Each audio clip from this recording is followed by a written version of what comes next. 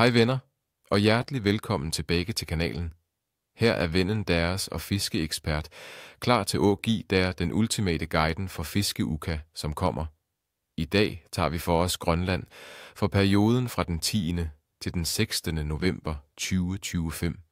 Og lad mig sige det med en gang, venner, dette bliver ikke en uge for de, som ligger at sitte i solværken. Dette er for os, som ved, at den virkelige magien, de store trofæfiskene, ofte venter under isen, når naturen er på sit tøffeste.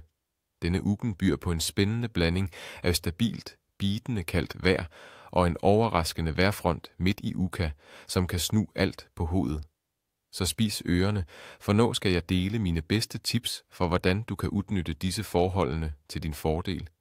Lad os først snakke om artene, vi skal jagte på. Under disse iskalde forholdene er det 2 hovedmål. Den hartføre fjordtorsken, eller ur, som den også kaldes, og selvfølgelig den legendariske grønlandske røya. Begge fiskene har tilpasset se det kalde vandet, men de opfører se vældig forskelligt, så lad os bryde det ned. For det første, røya. På denne tiden af året har røya trukket ind i de dybere delene af fjordene og indsøene, da temperaturen er mest stabil. Glem alt, som hedder grundt vand. Du må lede efter dybe høler, bratte skrænter under vand, og områder, der ferskvand fra elver render ud i fjorden, selv om det er under isen. Røya er i sparemodus nå, så avnet må præsenteres delikat. Jeg anbefaler en liten og let isfiskestang. Som arken er en liten røjeblink med en maggot eller en liten rækebit helt uslåelig. Trikset er at fiske sagte, vældig sagte. Lad blinken dale roligt ned. Med lange pauser, kanskje op til 20-30 sekunder. Bare små, forsigtige ryg for at tiltrække opmærksomhed. Fisken er træg, og du må give den tid til at reagere. Så over til fjordtorsken. Denne karen er en skikkelig bunjærer og står ofte ender dybere end røya. Her snakker vi om dyb fra 30 til 50 meter eller mere. Se efter de samme strukturerne, men fokuser på de allerdybeste punktene du kan finde. For torsken trænger vi lidt tyngre udstyr. En kraftigere isfiskestang og en snelle med nok snøre er et must. Her er det en klassisk pilk, som gælder. Gerne en i sølv, blåt eller selvlysende farver, avnet med en bit sej eller række. Teknikken her er anderledes. Du slipper pilken helt til bunds, og så dunker du den i bunden et par 3 gange, for at virvle op sedimenter og skabe lyd. Løft den så 1 meter eller 2 op fra bunden, og start med rolige, lange drag. Torsken er nysgerrig og vil komme for at tjekke udbrukket. Hugget kommer ofte, når pilken daler ned i gin efter et drag. Nå, lad os se på de store kræftene, som styrer det hele, forholdene. Hvad denne ugen er selve nøglen. Vi starter ugen med et ganske stabilt højtryk. Det betyder kalde, klare dage med temperaturer, som kryber ned mod -6, kanskje til og med -8 grader.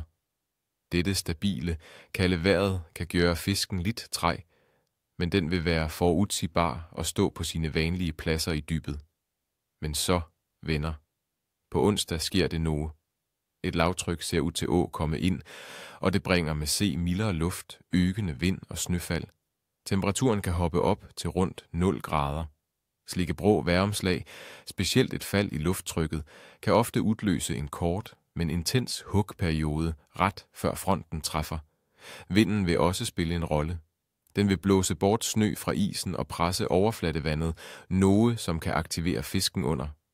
Vandtemperaturen er, som deres skønner, ekstremt lav. Vi snakker om temperaturer i søen rundt 0 til 1 grad. I ferskvand er det ender kaldere, ret under frysepunktet. I såkaldt vand er fiskens metabolisme på et minimum. Den trænger ikke at spise ofte, så når den først gør det, vil den have et enkelt måltid. Derfor er træg præsentation af agnet så utrolig vigtig. Lad os heller ikke glemme månen. Vi starter ugen efter en fuldmåne, og månen er aftagende. På onsdag, den 12. november, har vi sidste kvarter. Mange fiskere, mig selv inkluderet, har erfart, at fiske kan være trægere i perioden med aftagende måne. Det er mindre lys om natten, og tidevandsstrømmene er svagere. Men det betyder ikke, at det er umuligt. Det betyder bare, at du må jobbe hardere og være mere tålmodig. Generelt for ugen er aktiviteten til fisken lav. De står dybt og bevæger se lite. Nøglen til succes er finde de rigtige pladsene, de dybeste områdene, og have tålmodighed. Mye tålmodighed.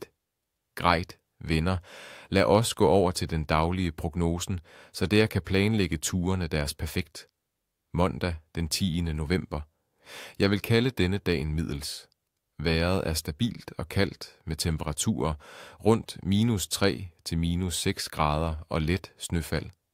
Det stabile trykket er bra, men kulden gør fisken træ. Fokuser på dybt fiske, et og torsk og vær forberedt på lange perioder uden aktivitet.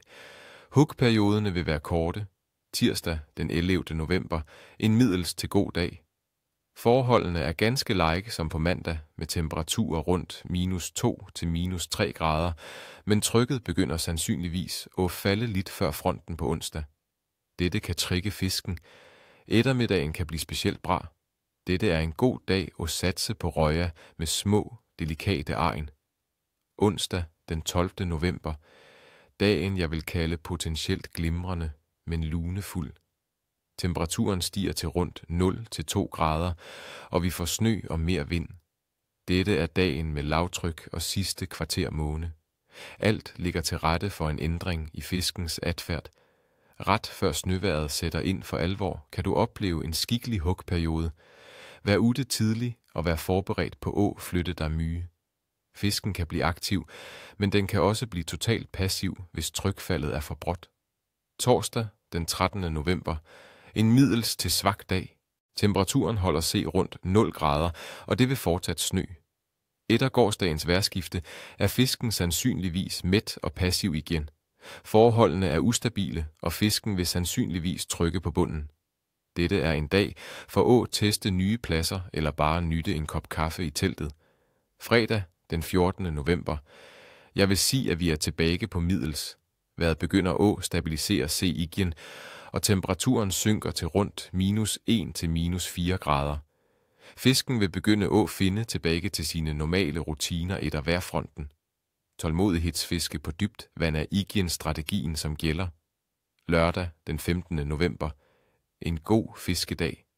Når har vi haft et par dage med stabilt kaldt vejr igen, med temperaturer rundt -4 til -7 grader. Trykket er højt og stabilt. Fisken har tilpasset se, og den kan være sulten igen. Dette er en perfekt dag for en lang tur på isen. Både røje og torsk kan være i hugget, specielt tidligt om morgenen og sent på eftermiddagen. Søndag den 16. november. Ugen afsluttes med en god dag, vældig lig lørdagen. Stabilt, kaldt og klart vejr. En fantastisk dag at være ude på isen. Brug de samme teknikkerne som på lørdag, og du har en god chance til at afslutte ugen med en skikkelig trofæfisk. Der har der det, venner. En komplet guide for fiskeuka på Grønland.